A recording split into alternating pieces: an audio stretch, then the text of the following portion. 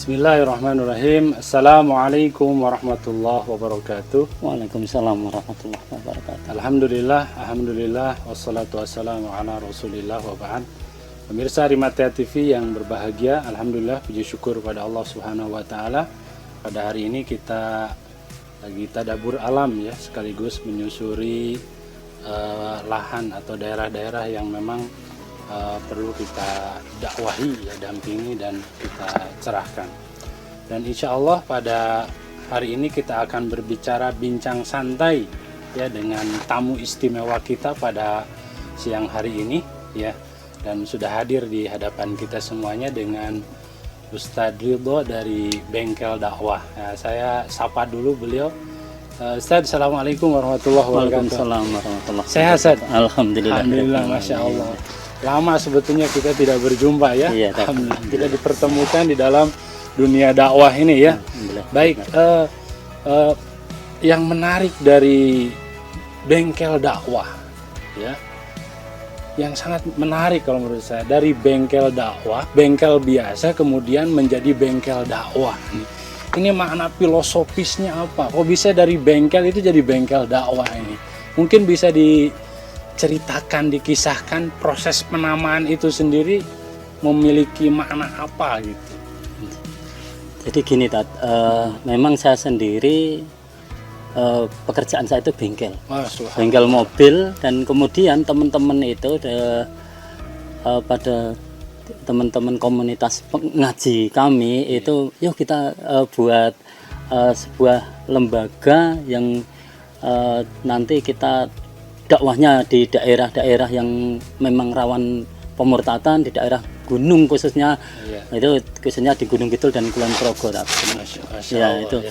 Kenapa dinamakan Bengkel Dakwah ya, karena saya sendiri terutama saya dulu itu sebagai jadi pendirinya itu sama istri, almarhumah istri saya itu, jadi ini kok bengkel, kita beri nama aja Bengkel Dakwah gitu.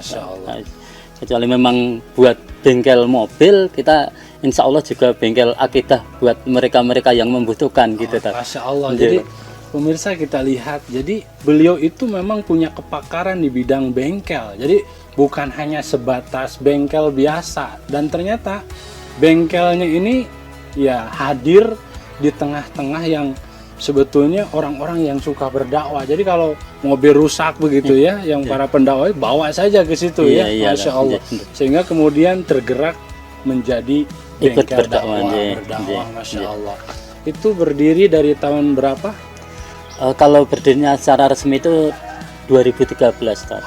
Resminya menjadi berbadan hukum ya, di Kemenhukam. Padahal sebelumnya sudah lama. Udah lama. Dari merintis dakwah, bengkel dakwah itu sebelum diresmikan dari tahun berapa itu? Sekitar 95-an. Itu memang kita itu sering ke gunung-gunung itu dari 95 itu. Nah, Masya Allah pemirsa, jadi keberadaan bengkel dakwah ini berdiri, dirintis oleh pendirinya dari tahun 1995. Baik, Ustadz, bisa diceritakan program-program apa saja yang selama ini dari tahun 95 itu dilakukan? Ya, dan di daerah mana saja selama ini pemberdayaan di masyarakatnya? Jadi gini Tat, terutama sekali program kita itu pembinaan akidah. Itu kemudian santunan anak yatim, kemudian duafa, dan yang lucu ini, yang paling baik ini Tat. Ini program kita dulu itu pernah kita mengadakan babonisasi ayam. Jadi anak-anak yatim itu kita kasih babon. Kasih babon dua-dua waktu itu Tat. Itu kemudian tidak boleh dijual. Kemudian kita kasihkan sampai beranak pinak, kemudian buat ragat sekolah mereka itu. Dan sampai sekarang ketika kita tanya itu alhamdulillah masih itu Tat. Itu kemudian program yang lain yaitu bedah rumah di sekitaran Ngawen sini, khususnya di dusun Wonosari. Itu beberapa kali kita bedah rumah di sana. Kemudian ada lagi santunan duafa. Santunan duafa memang sering kita lakukan. Kalau program tahunan itu yaitu penyembelihan hewan korban. Kita cari daerah mana yang memang betul-betul membutuhkan sekali, baru kita kasih. Gitu. berangkat dari bengkel dakwah, pemirsa, ternyata programnya itu luar biasa. Mungkin orang hanya berbicara sekedar bengkel saja, ternyata kita lihat, tanya beliau secara langsung, ternyata banyak sekali program-program sosial kemanusiaan yang sudah dilakukan kepada masyarakat yang membutuhkan. Nah, itu kan banyak sekali programnya, terjun di daerah-daerah yang sangat rawan tadi, rawan akidah, ya, rawan kegerus dengan pemahaman yang lainnya, ya, pemurtadan. Nah, selama ini ya Ustadz sendirian atau ada teman ketika berdakwah? Ya sementara kan luas banget nih untuk Gunung Kidul saja. Ya. Kalau dulu pertama kali yang kita bina cuma satu dusun, Pak. Satu dusun. Satu dusun itu di daerah Padem Panggang. Itu saya bersama istri dulu itu. Masya Allah. Untuk waktu itu bersama istri. Kalau sendiri sering, saya dulu sebelum punya istri itu memang sering sekali. Cuman teman temporer, jadi ndak ada jadwal tentu gitu. Disuruh ngisi ngaji, ya udah cuman ngisi aja. Cuman ketika dipakai, oh sekarang kita buat bulanan atau 35 hari sekali, itu alhamdulillah ketika itu saya sama istri saya. Jadi daerah Padem khususnya. Awal mulanya. Merintis ya. Iya. Ini perjuangan ya. Jadi sekarang itu alhamdulillah personelnya udah banyak, kan? Iya. Personelnya udah banyak sekali. Kemudian ya mereka alhamdulillah loyalitasnya tinggi dan mereka siap terjun ke daerah-daerah yang memang membutuhkan sama sekali. Artinya kalau sudah dirintis, diawali, ya akhirnya ketemu juga dengan orang-orang yang mau berjuang kan, berdakwah seperti itu. Nah, saya ingin bertanya, ini kan program-program sosial, program-program pemberdayaan itu kan banyak sekali. Nah selama ini kan butuh duit nih, jujur saja Ustadz, itu kan butuh duit tuh, masalah pendampingan, pemberdayaan masyarakat.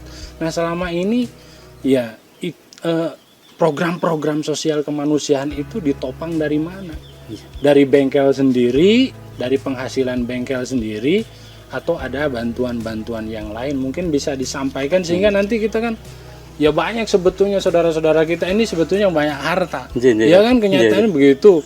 Tapi kadang-kadang mau nitipkan ke siapa gitu, siapa orang yang bisa dipercaya, amanah dan lain sebagainya. Mungkin kalau disampaikan nanti kemudian masyarakat luas ya mendengarnya, mengetahuinya dan ingin terlibat dalam proses dakwah ini, saya pikir kan menarik untuk disampaikan kepada masyarakat kita.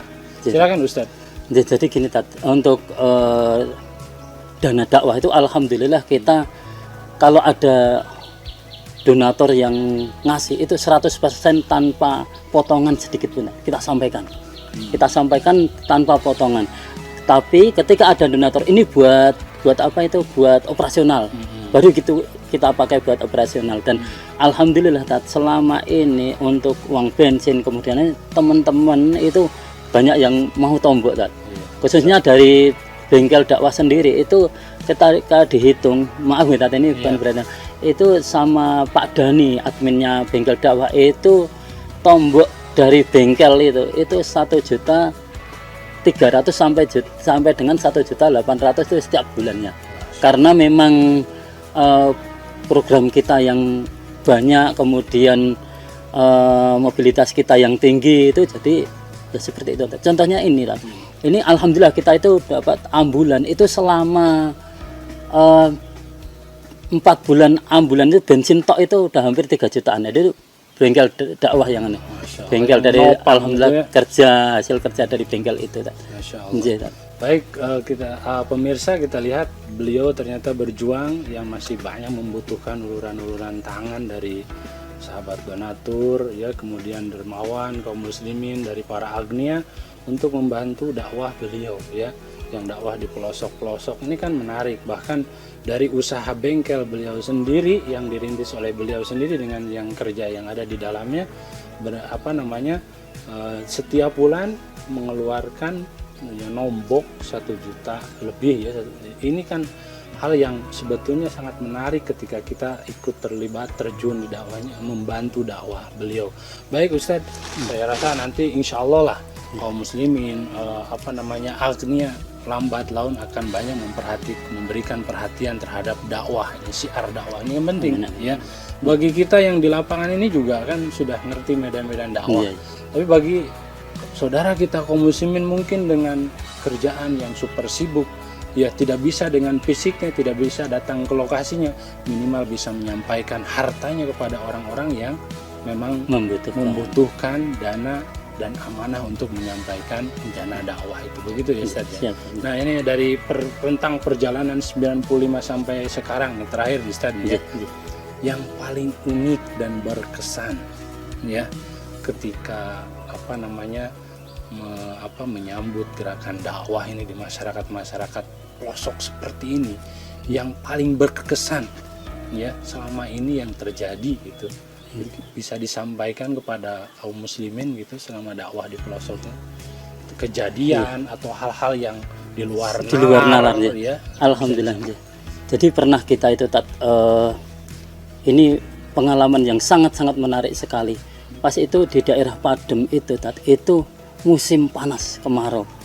Dan waktu itu saya mau ngisi sama istri sama anak yang Ridho itu saya itu pas mau ngisi jamaah itu bilang gini, tolong doakan agar hujan.